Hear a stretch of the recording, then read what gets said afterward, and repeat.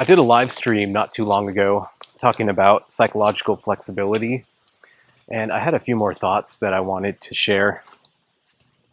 I said in the live stream that psychological flexibility, and let me start from there, by the way, if you don't know what psychological flexibility is, this is one of the best known models in current clinical sciences, clinical psychology, contextual behavioral sciences, that helps explain mechanistically, like down to the psychological mechanism, why we develop mental disorders and what the psychological processes of change are that lead to the alleviation of these mental disorders. The psychological flexibility model involves 6 components for the flexibility side, not the inflexibility side. And I'll just briefly give those to you. If you want more detail, recommend going to the live stream. Acceptance, so being able to take things as they are, as you experience them. Present moment focus, being able to stay in the present moment despite what it is you're going through. Your values, what's important to you in life, and knowing what those things are.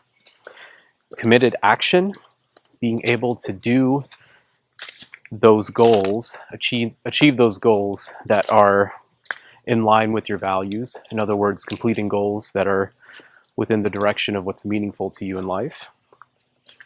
The dimensions of self, how you understand yourself, especially as it's relative to your own psychological functions. And diffusion. Diffusion means being able to see your thoughts and your psychological functions for what they are, as opposed to what they say they are. In other words, if I have thoughts that are negative, like I'm a loser, I can't achieve anything in life, I'm going to be a failure, those are negative thoughts. And someone who's diffused can see that these are just thoughts, and they are nothing more than that unless you attach and buy into them.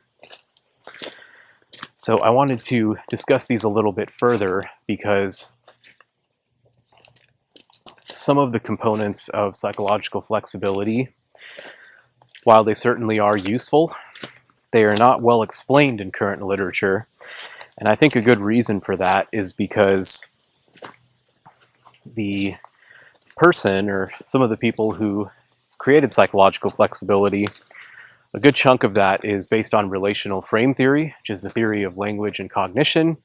However, other parts seem to be, I'm going to put this in quotes, borrowed by certain Eastern teachings, especially Buddhist teachings, Zen Buddhist teachings.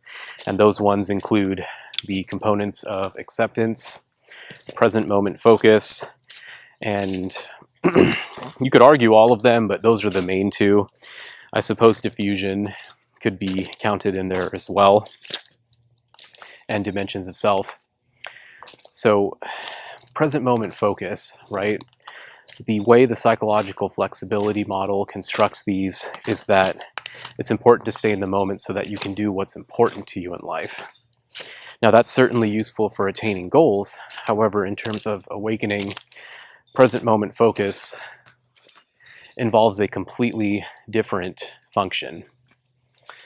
And what I'm talking about here has to do with some of the endpoints of awakening, which is realizing ultimate reality for yourself, being able to see past the veil of conventional reality and objective reality, especially in their impermanent sense. When you're able to do this consistently, you by default stay in the present moment because there's nothing in conventional or objective reality that can pull your attention away from the present moment. And specifically within that present moment, you are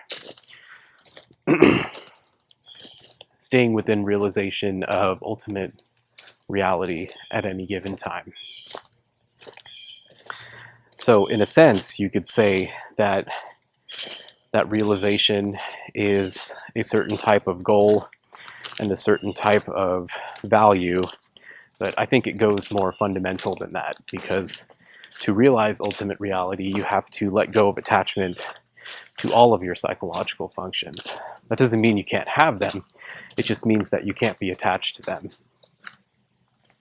This is really important because if you were trying to go one way or the other, especially in terms of psychological flexibility, you may set an end goal, but that end goal is still going to be based on your own psychological functions, and you're still going to be heavily biased in language-based functions, which is what psychological flexibility is based in, which will not find an end to psychological suffering.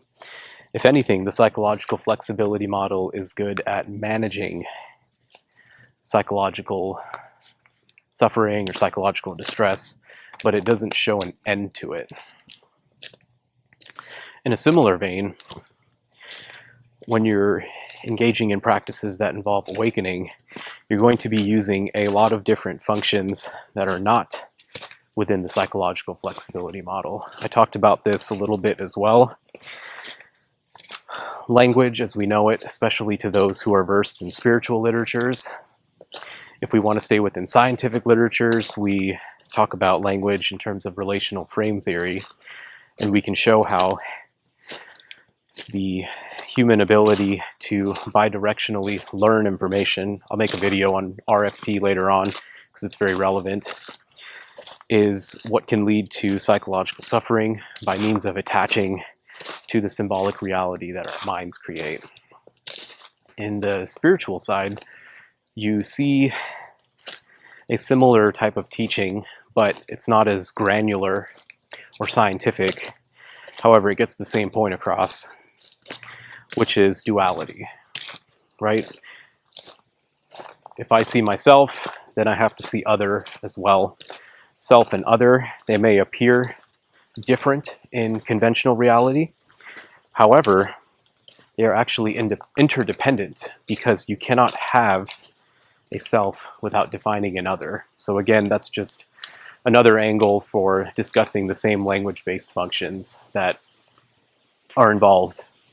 Both ultimately get to the same point, but the scientific side is teaching us how to deal with these language-based functions. Spiritual side is teaching us how to look beyond these language-based functions to see what goes on in terms of realities that are deeper than what our mind constructs into a symbolic conventional reality. Overall, the main point I want to get across is that there are some points of overlap.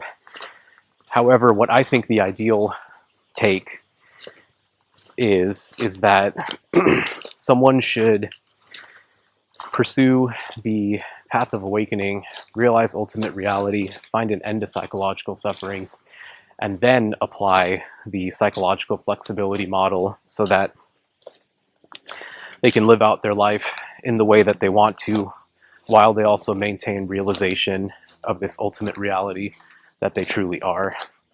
In that way, you can do both together, because even when you realize ultimate reality, attain awakening, find an end to psychological suffering, you're still living out your life, right?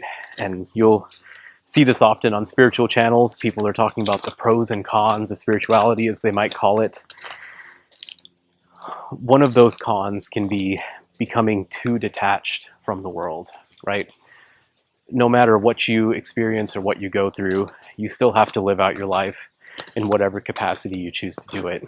And I think psychological flexibility, acceptance and commitment therapy, psychotherapies in general, those are great for teaching us how to deal with our day-to-day life. It doesn't go further in depth, and unfortunately that means not finding an end to psychological suffering. However, it does teach us many other things that are important. So in short, what I'm trying to say here is that we shouldn't look too hard into spirituality, or we shouldn't look too hard into science while negating the other side. Both are useful perspectives of the same underlying reality, and when we learn to truly integrate both of those together in a meaningful fashion that's conducive to our own psychological health, that's the best way to progress forward.